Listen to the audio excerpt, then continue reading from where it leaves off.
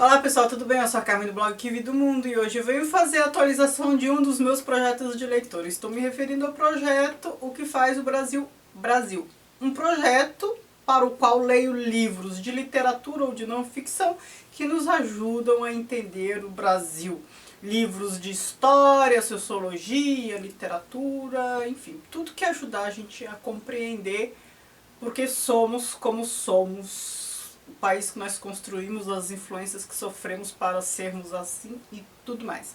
Então hoje eu vou mostrar para vocês 3 livros. O primeiro deles, O Trato dos Viventes. Quem me acompanha aqui sabe que neste primeiro semestre de 2018 eu fiz leitura compartilhada deste livro. Tenho aqui uma playlist com 4 vídeos em que eu comento as partes deste livro. Então assim, eu dividi em 4 partes e cada mês eu fazia um vídeo para atualizar e lá eu estou comentando detalhes, os pontos que eu destaco.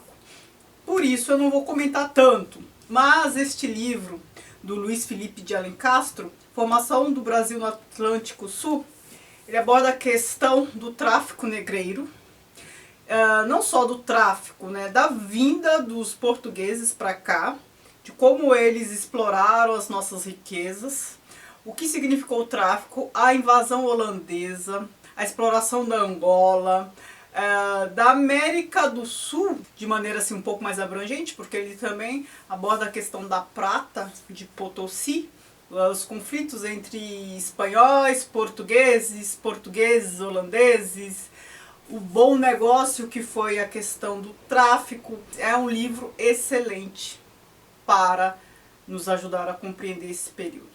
Então assim, a sua percepção da história do Brasil muda depois que você lê isso aqui, porque aqui tem uma abordagem diferente da abordagem que a gente aprende na escola, né? Muitas coisas, muitas crenças, e ele evidencia, porque ele é historiador, ele evidencia com documentos históricos, coisas que não nos foram contadas, parece que não eram bem assim, a posição dos jesuítas, da igreja e tudo mais, certo? Eu aconselho quem se interessar por esse período ver lá minha playlist e assistir os vídeos. O outro livro que eu tenho para mostrar é O Abolicionismo, do Joaquim Nabuco. A gente conhece bem Joaquim Nabuco, ele acho que ele é contemporâneo do Rui Barbosa e tal, e ele teve um papel assim, bem fundamental. Ele foi um grande defensor da libertação dos escravos. A gente está falando aqui do século XIX, né? E ele era diplomata, ele era jurista, ele era um monte de coisa, tal qual Joaquim Nabuco também, né? Aquelas pessoas de destaque da nossa política, da nossa aristocracia. A abordagem dele aqui é muito legal porque ele apresenta a condição do negro de uma maneira um pouco diferente de outros abolicionistas da época. Eu li o livro do José Bonifácio de Andrada, ali sobre o Brasil, lá ele também defende a abolição, dentre outras coisas.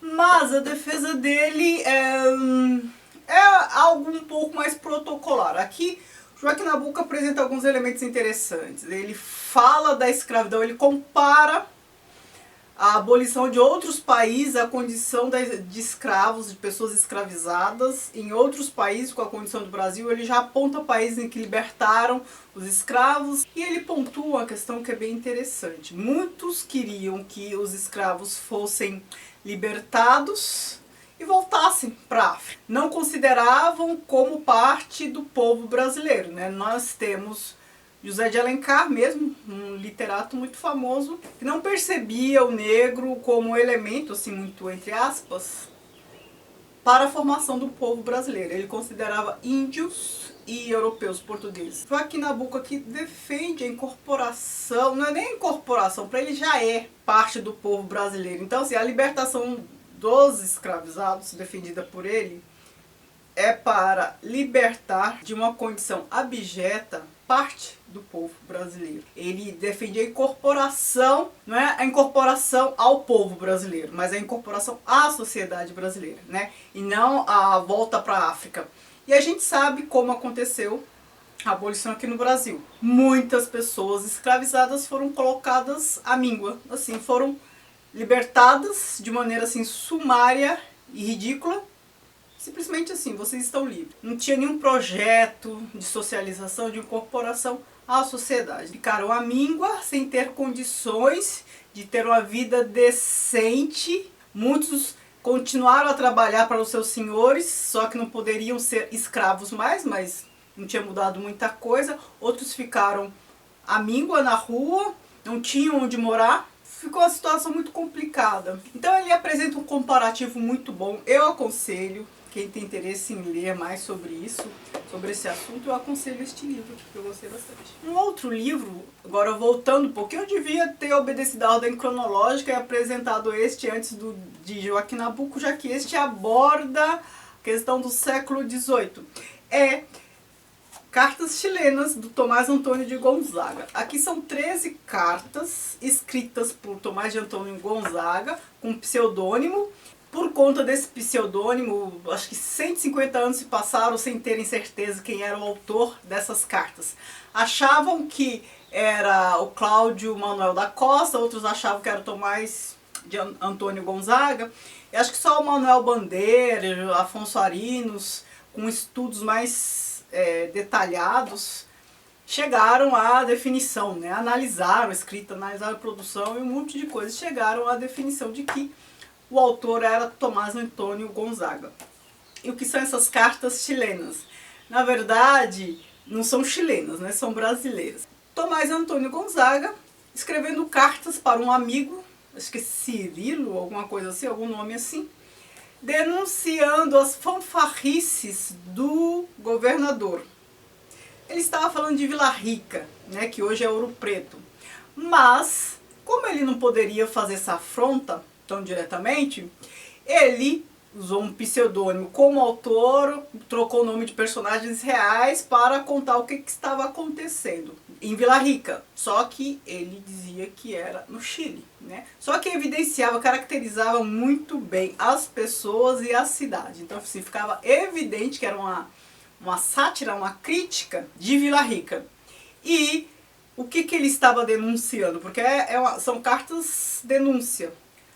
Os abusos, a corrupção do governador de Vila Rica. Mas, alerto, isso nada tem a ver com a Inconfidência Mineira. Ele foi um dos inconfidentes? Foi um dos inconfidentes.